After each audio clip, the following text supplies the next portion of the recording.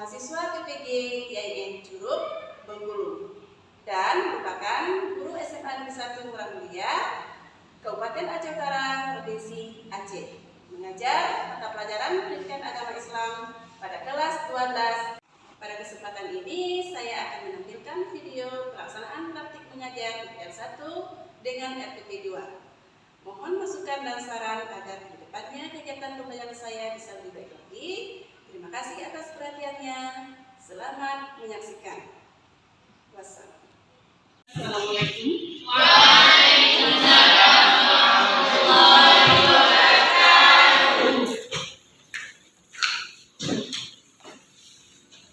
Apa kabar semuanya? Baik. Sehat? Sehat. Bagaimana? Masih semangat? Semangat. Alhamdulillah ya, masih semangat. Yuk kita memulai materi. Kita baca doa dulu supaya apa yang kita pelajari hari ini bisa mendapatkan berkah. Silakan disegera diikuti doanya.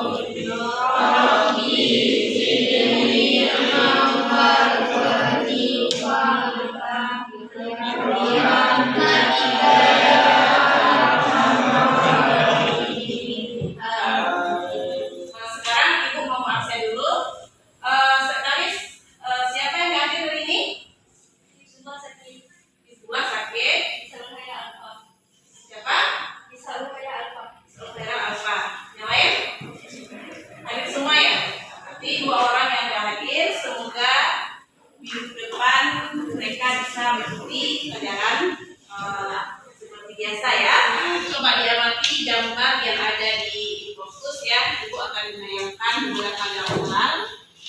Silakan semua kalian itu untuk mengamati gambar yang ada di layar di fokus. Silakan dilihat ya gambarnya. Silakan diamati.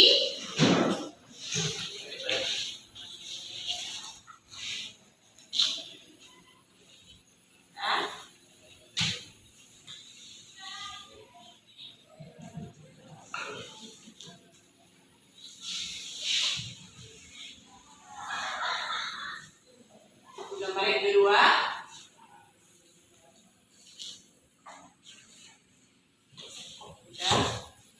Ini gambar berikutnya.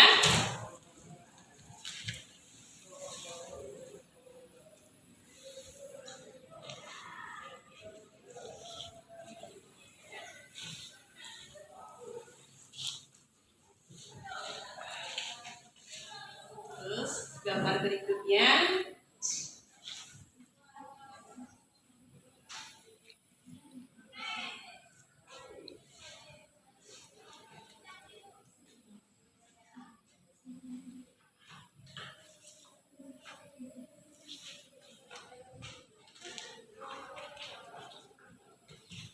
Sudah? Sudah dilihat gambarnya? Oke. Saya mau menanyakan ya, dari gambar yang kalian lihat, kira-kira apa yang dapat kalian pahami berdasarkan gambar tersebut? KDRT. Ada lagi? Kehidupan dalam rumah tangga. Apa? Kehidupan dalam rumah tangga. Kehidupan dalam rumah tangga. Ya, jadi di situ ada KDRT, ada kehidupan perjalanan hidup dalam rumah tangga. Kira-kira perjalanan hidup dalam rumah tangga itu bagaimana? Senang. Hah? Senang. Ada yang senang, kemudian sengsara. Nah, ada yang senang, ada yang sengsara, kemudian apa lagi? Bahagia. Oke ya. Nah, jadi kunci hidup dalam rumah tangga supaya rumah tangga itu bisa bahagia, kira-kira bagaimana kuncinya? Ada yang bisa menjawab? Kunci hidup bahagia adalah suami istri adanya kasih sayang dan saling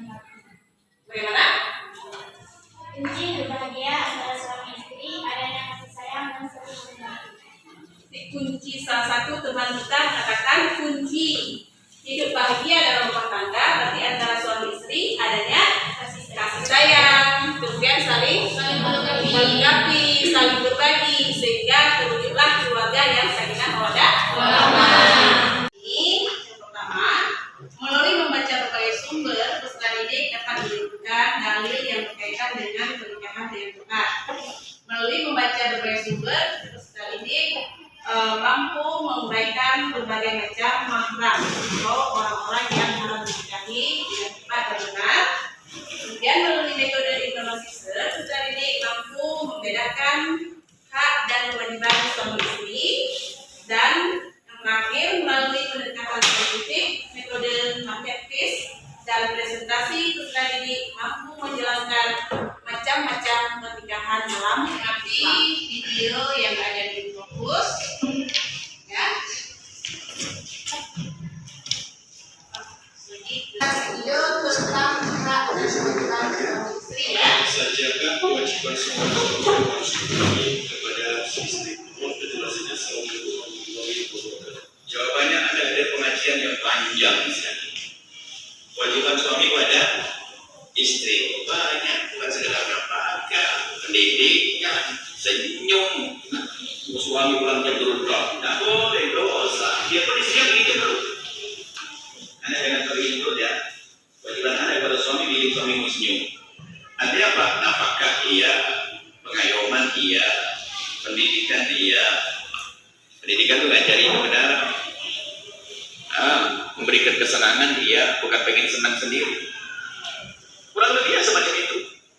Itu ada sekarang apakah juga enggak? Kecuali memang tidak mampu. Lain cerita. Ada orang nasibnya bangkrutan terus. Jangan bangkrut. Ya, tapi peran istri nanti menjadi mulia membantu suaminya. Jadi begitu. Termasuk ngayomi, nasihati. Kalaupun bermasalah lihat, itu pun nasihati. Kalau sudah nasihati nggak mau, wahjuruhunna fil madajih. Kalau ternyata istri yang nggak mau dengar, dihajar, tidak diajak ngomong, bukan ditepeleng. Fil madajih dia tidak diajak ngomong, tapi di kamarnya. Kalau di luar seolah nggak ada masalah di depan anaknya. Coba, suaminya masuk kamar, nggak ngomong, marah dia. Istrinya tidur di sana, suaminya tidur di sebelah.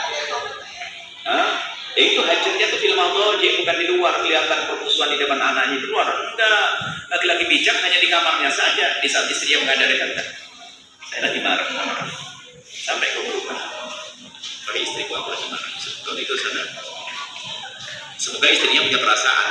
Istrinya tidur di kasur, suaminya tidur di bawah. Istrinya nggak punya perasaan. Syukurin lo tidur di bawah, nasib lo. Istri nggak bener itu. Ya, jadi artinya itu pendidikan. Kalau ternyata istrinya nggak paham, maka pendiribuhnya pukulnya pukul bogem sampai dikatakan rasanya ini kewajiban mendidik seperti itu. Tadi yang kewajibannya, pukulnya seperti dengan siwak. Aku marah dengan, aku nasihati kau tidak dengar. Aku hajar di tempat tidur, kau masih tidak berubah. Ini menjalankan tugas. Setelah ini mungkin ada keputusan yang lain. Saya nggak akan mengatakan cerai dan sebagainya. Cuma setelah ini baru. Yang repot belum apa-apa langsung cerai. Belum melalui marhalah ini kalau langsung cerai. Ini laki-laki bukan laki-laki. Perempuan juga enggak. Makanya baru penceraian sah itu selalu melalui prosedur. Ibu nawajuru nabi mawali. Wadriku pukul dan pukul jeder biru jahit 16 jahitan. Bukan itu laki-laki model apa? Kalau mau tinju pergi ke sana, atau pergi ke Palestina sama istrinya tinju. Banyak laki-laki dulu hari ini. Nggak ada kan di sana di rumah? Nggak ada. Suami baik-baik semuanya kan? Alhamdulillah. Saya ingin belajar. Masya Allah. Jadi gitu ya, kewajibannya banyak. Tapi kalau kita perhatikan semua kewajiban dari bagi suami atas istrinya, suami dan seorang suami terhadap istrinya, kalau diperhatikan semuanya jadi sebuah keindahan. Kewajiban yang dilakukan istri semuanya kalau dipenuhi menjadi sebuah keindahan. Semuanya menjadi sebuah keindahan. Dan memang harus begitu. Ada saat memberi, ada saat menerima. Repot hidup hanya menerima saja, tidak pernah memberi. Keindahan bercinta di saat bukan menerima. Di saat seorang suami bisa menyenangkan istrinya, membelikan sesuatu makan kesukaannya. Seorang istri bisa masak kesukaan suaminya. Allah, indah. Hidup itu gak susah. Baik ini bisa yang ada di fokus. Inilah materi kita ini. Mahar karena tuntunan, kedua mahar karena pernikahan, yang ketiga mahar karena sesuatu. Jadi ketiga orang tersebut haram untuk dinikahi. Kemudian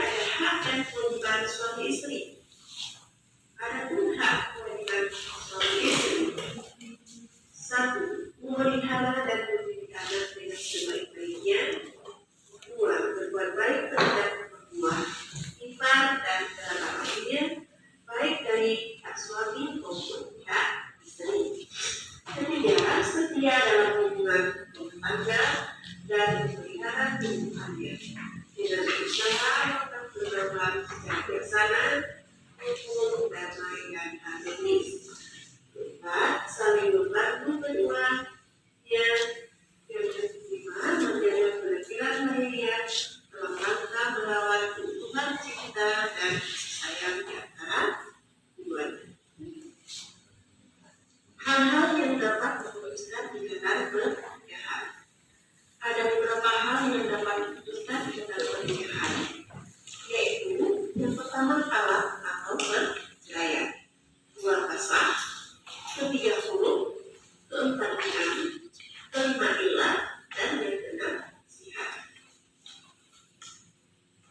Yang dikatakan tengah berarti melepaskan ikatan perkawinan dengan mengucapkan ucapan talak, baik secara terang-terangan atau saling, maupun biasan atau hidayah, dan hak suami kepada istri. Talak dibagi menjadi dua macam, yaitu talak raj'i dan talak lahir. Yang dimaksud dengan pasrah adalah pembatalan pernikahan antara suami istri karena sebab-sebab tertentu, seperti seorang laki-laki menikah dengan perempuan yang semula tidak beragama Islam. Kemudian perempuan tersebut masuk Islam, sehingga pernikahan dilakukan secara Islam. Setelah memiliki seorang anak, perempuan tersebut kembali kepada agama semula. Kemudian ada huruf. Huruf bahasa. Huruf berarti menanggalkan atau melepaskan. Dalam ilmu fikih, huruf adalah talak yang dijatuhkan oleh suami kepada istri atas permintaan istri dengan jalan tebusan bebannya istri, baik dengan jalan mengembalikan mas kawin kepada suaminya atau dengan memberikan sejumlah uang atau harta yang disetujui oleh mereka berdua. Adalah ucapan suami yang menyumpahkan istrinya dengan dirinya, seperti suami berkata kepada istri, "Punggungmu sama dengan punggung ibu." Maka itu merupakan bentuk talak secara kinayah, talak secara terang-terangan. Jika suami mengucapkan kata-kata tersebut dan tidak melanjutkan dengan talak istrinya, seorang suami menjadi berat dan haram mengetahui istri sebelum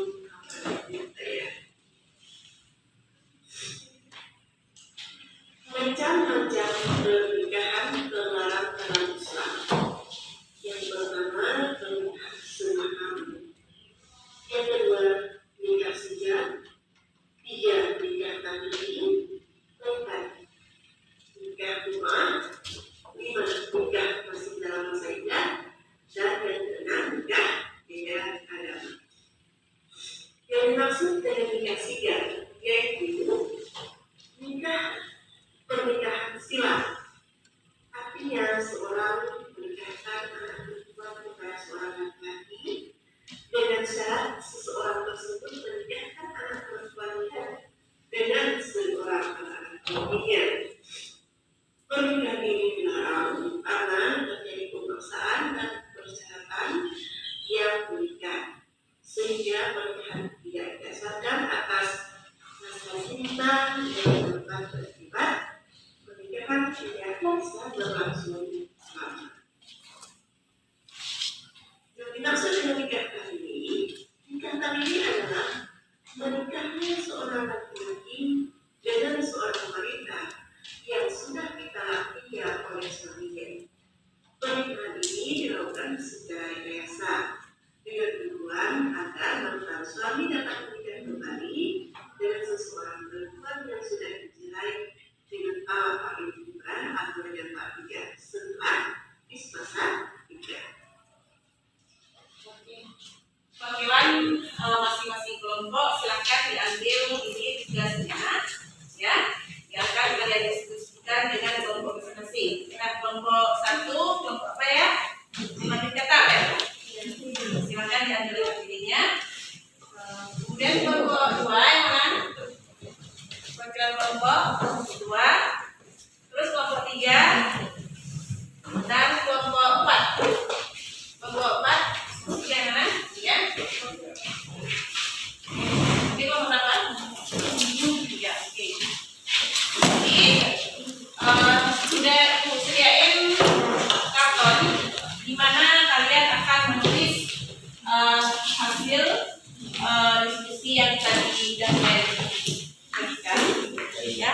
silakan dibuat di tulis ini ya.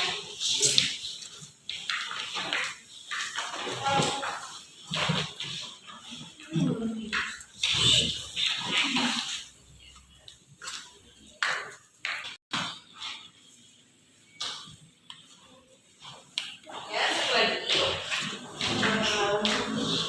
Kelompoknya mana? 3. Iya. Kemudian kelompok 2.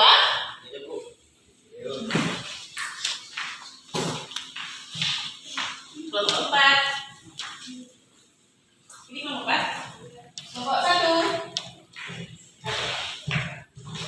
Silakan dikerjakan sesuai dengan instruksi yang ada di kartu ungu tersebut. Oke? Semuanya sudah dapat kartu. Jadi sesuai dengan instruksi itu silakan dikerjakan mulai sekarang ya. Jadi kasih waktu 10 menit untuk dipersiapkan.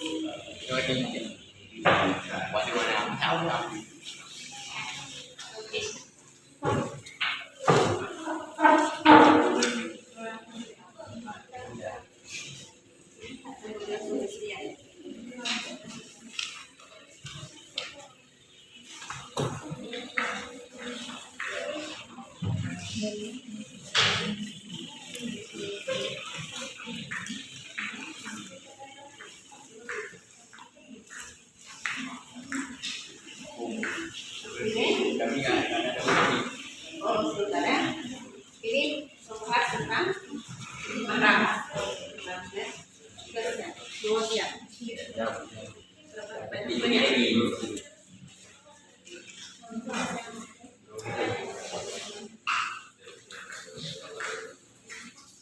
Bagaimana untuk ini persiapannya? Sudah. Apa? Kewajiban suami terhadap istri. Adik-adik ya. Hal-hal yang merumuskan ikatan pernikahan. Siap, dikerjakan terus ya.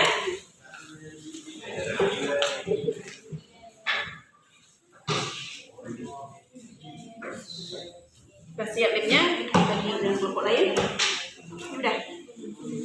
Terus. Untainya mana?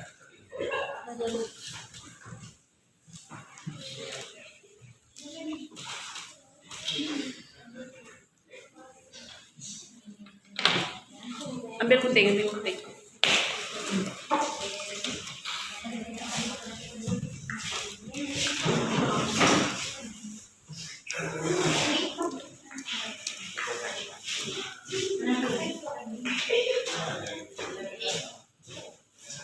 Udah cukup. Pegang gunting.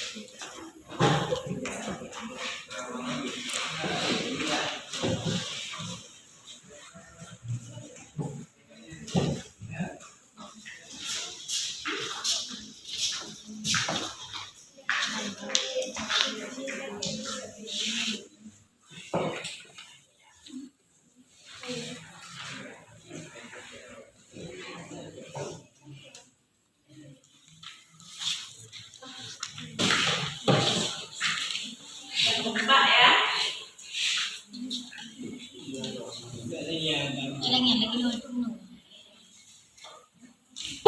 Ilan?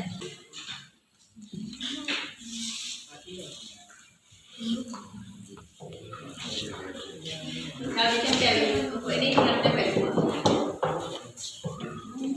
Bagaimana siap timnya?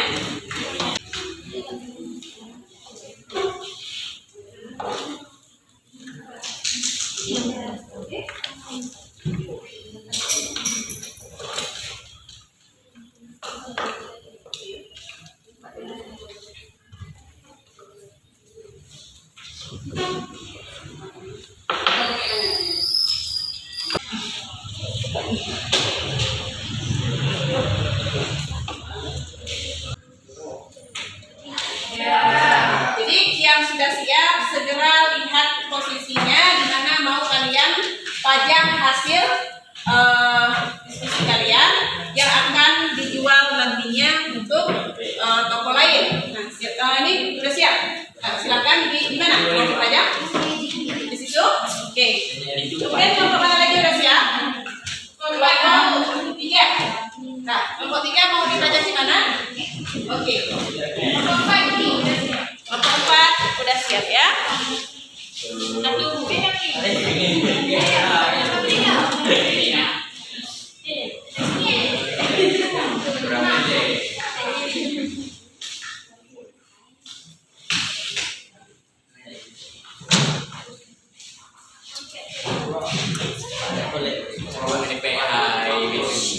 Jadi itu dibuat sebagus mungkin ya, karena itu yang akan dinilai siapa yang paling bagus hasilnya.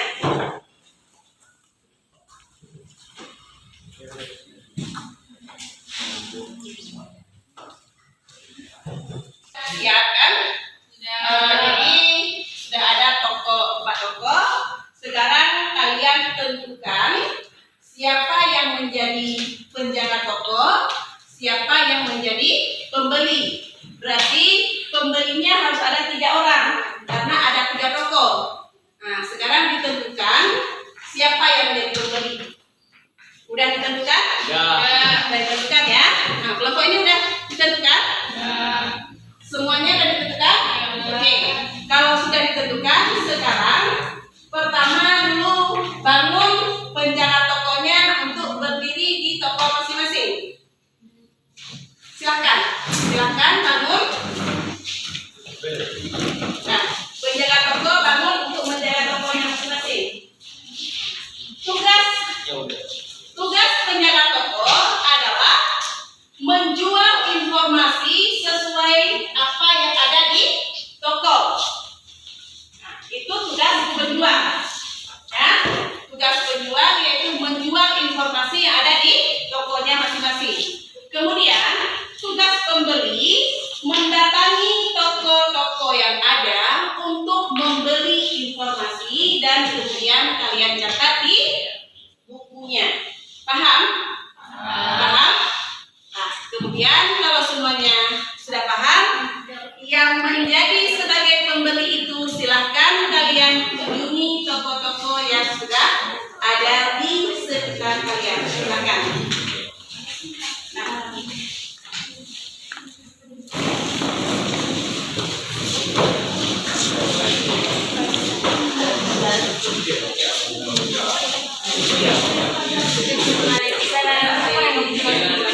Saya jual atau perceraian, pasang, hulu, bukan, dan saya dari pembeli dan apa yang kami dari toko Asmin akan menjual macam-macam pernikahan dalam Islam. 1 pernikahan semahram, 2 pernikahan tiga pernikahan tahlili, 4 nikah mut'ah, 5 nikah masih dalam masa iddah. Alhamdulillah wabarakatuh. Di rumah di atap apa yang dijual? Orang yang haram untuk dinikahkan. Orang yang haram untuk dinikahkan dari 3. Yang pertama, haram karena pernikahan. Yang kedua, haram karena pernikahan. Dan yang ketiga, haram karena perselingkuhan. Sekarang Ibu minta perwakilan satu toko untuk menyampaikan materi yang kalian dapatkan dari hasil kunjungan tadi. Kira-kira kelompok mana ya yang siap? Kelompok Usman bin Affan siap?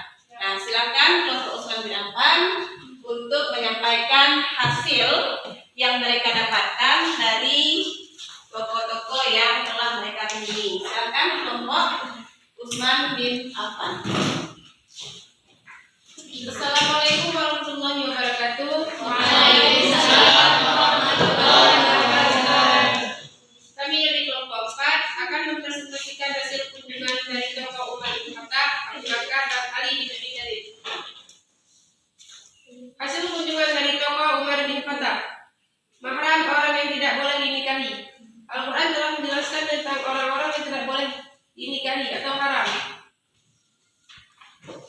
Adapun mahramnya yaitu mahram karena keturunan, mahram karena pernikahan, mahram karena persusuan.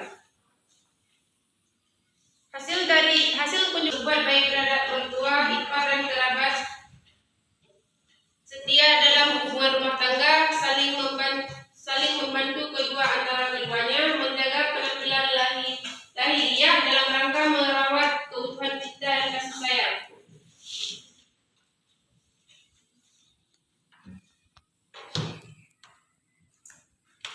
Kewajiban suami terhadap istri menjadi pemimpin, memberi nafkah, bergaul dengan istri secara ma'ruf, masing-masing anggota keluarga terutama suami dan istri bertanggung jawab, memberi kebebasan berpikir dan bertindak kepada istri sepanjang sesuai norma Islam. 3. Kewajiban istri terhadap suami, taat pada perintah suami, selalu menjaga diri dan kehormatan keluarga, bersyukur atas nafkah, membantu suami dan mengatur rumah tangga sebaik mungkin. Hasil kunjungan dari tokoh Ali bin Abi Thalib. Talak atau perceraian, fasak, huluk, lian, ilah, dan zihar. Inilah hasil diskusi dari kelompok kami. Dari kunjungan tadi, apakah ada yang bertanya? Ada yang bertanya kira-kira dari hasil yang disampaikan oleh kelompok Usman bin Affan? Oke, silakan. Assalamualaikum warahmatullahi wabarakatuh. Waalaikumsalam warahmatullahi wabarakatuh.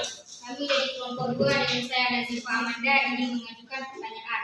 Mahram ada 3, yaitu mahram karena keturunan, mahram karena pernikahan, dan mahram karena sepersusuan. Siapa saja yang termasuk mahram karena keturunan? Terima kasih. Assalamualaikum warahmatullahi wabarakatuh. Waalaikumsalam warahmatullahi wabarakatuh. Baiklah, kami dari tokoh Utsman bin Affan akan mencoba menjawab pertanyaan dari tokoh Umar bin Khattab. Yang pertanyaannya, siapa saja yang termasuk mahram karena keturunan? Yang termasuk mahram karena keturunan yaitu 1. Ibu dan seterusnya ke atas. 2. Anak perempuan dan seterusnya ke bawah. 3. Saudara perempuan sekandung atau seayah dan seibu. 4. Bibi atau saudara ibu baik yang sekandung atau dengan perantara ayah atau ibu. 5. Bibi saudara ayah baik sekandung atau dengan perantara ayah atau ibu. 6. Anak perempuan dari saudara laki-laki terus ke bawah. 7. Anak perempuan dari saudara perempuan terus ke bawah. Itulah mahram karena keturunan. Bagaimana kira-kira bisa diterima? Hasil diskusi dan presentasi yang disampaikan oleh kelompok Usman bin Affan, kira-kira ada yang bisa mengambil kesimpulan? Ada, Bu? Ya, silakan.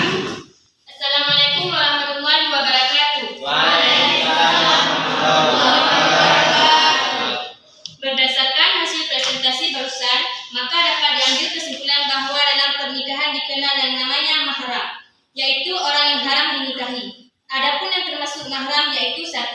Mahram karena keturunan, 2. Mahram karena pernikahan, 3. Mahram karena sepersusuan. Hak dan kewajiban suami istri yaitu antara suami istri harus memenuhi hak dan kewajibannya seperti suami memberi nafkah kepada keluarga, mendidik anak, dan lain-lain. Hal-hal yang dapat memutuskan ikatan pernikahan seperti talak, fasakh, huluk, li'an, dan ilah, dan zihar. Pernikahan yang dilarang dalam agama Islam yaitu pernikahan semahram, nikah sigar, nikah tahlili, nikah mut'ah, nikah dalam masa iddah dan nikah beda agama. Sekian, assalamualaikum warahmatullahi wabarakatuh.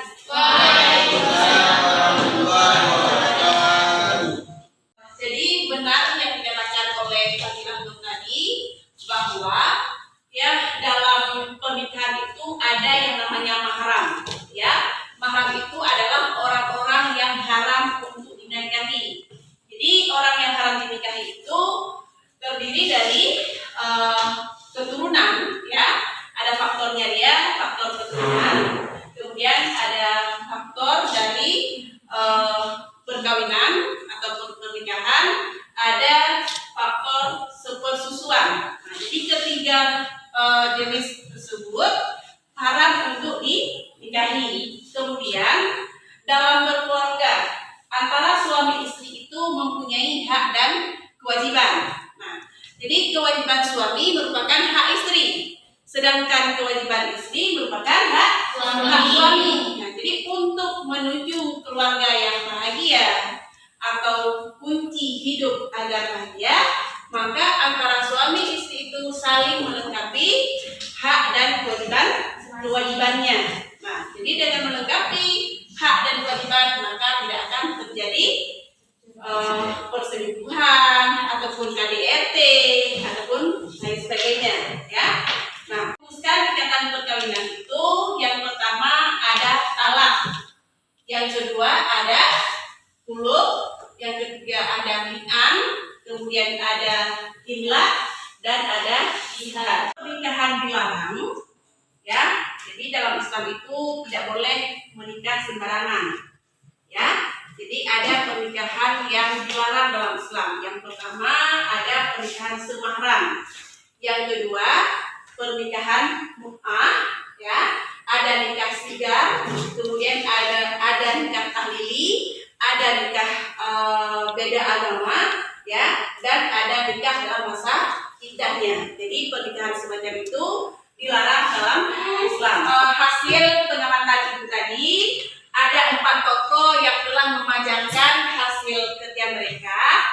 Jadi berdasarkan hasilnya saya sudah mengamati sebaik mungkin. Jadi tokoh yang pantas untuk mendapatkan nilai terbaik yaitu tokoh Utsman bin Affan.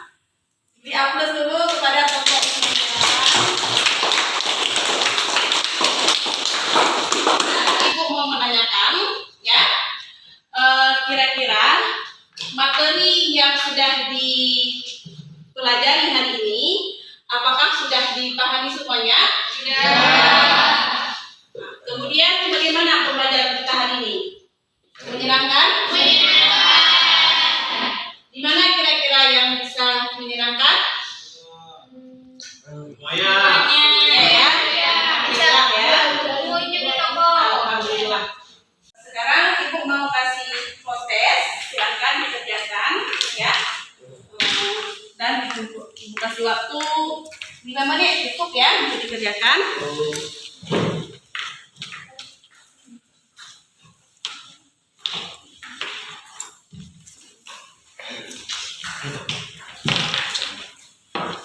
Baik, sekarang coba tugasnya dikumpul ke meja Ibu. Di kelompok, kumpulkan tugasnya. Di kelompok 1, 2, 3.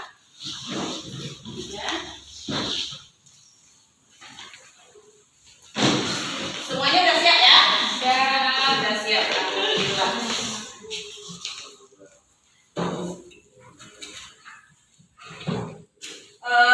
Pembelajaran kita minggu yang akan datang, ya. Di minggu